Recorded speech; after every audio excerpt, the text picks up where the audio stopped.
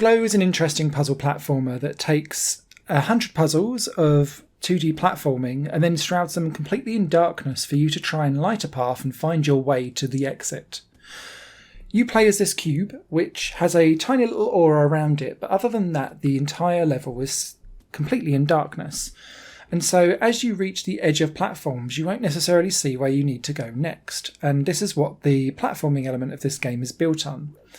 What you'll be doing is using the right analog stick on your controller to aim, and then R2, because I was playing the PS4 version, to fire out a light bullet. And what this does is continue going until it hits something. So it works almost like a twin-stick shooter echolocation facility, so that you can see what platforms are around you, enemies too. And so as you kind of feel out your way, you'll plan your moves and where you need to go next.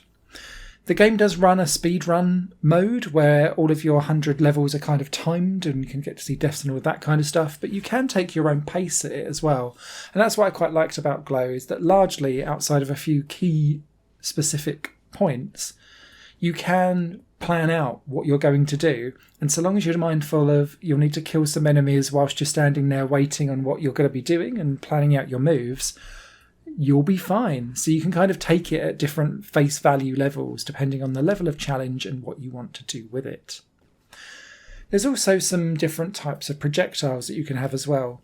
Your main projectile will just keep going until it hits something and then disappears, but you can collect ones that will stick to a surface before it then goes out for a few seconds. And there's another one that will burst into a shade of pretty lights, almost like discos balls, that will then kind of descend down the level. That's handy because it does kill lots of enemies all at once, but it also lights up quite psychedelically what's going on around you. You can also use your bullets to kill enemies, and when enemies die, they also explode into little tiny shards of light, which is quite a nice little visual mechanic, but it can also be quite handy to see what else is beneath that enemy and whether or not you're going to be landing on solid ground or not. GLO is interesting. It is hard, but it feels quite fair, and the main reason behind that is because the dexterity of the character that you play is quite decent. It's got an automatic double jump, and what I really liked around this, particularly with wall climbing, is that you can kind of press, and it will automatically jump up and then kind of jump back in to land again, and it's like you're climbing properly. And I really liked the way how that was implemented, because quite often wall climbing through jumping can be very finicky. It did then try and expand on this quite early on by having you kind of jump over lips and edges, in which case you need to kind of do that burp, burp, burp, burp to get to the right place, and then do a burp, burp, and kind of aim out and do a double jump out and then back in again.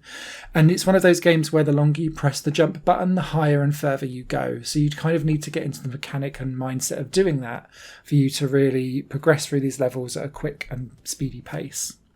If you're interested for an easy platinum, you only need to complete the first level and first 20 levels and die 50 times. So very simple to do, easily done in 20 minutes.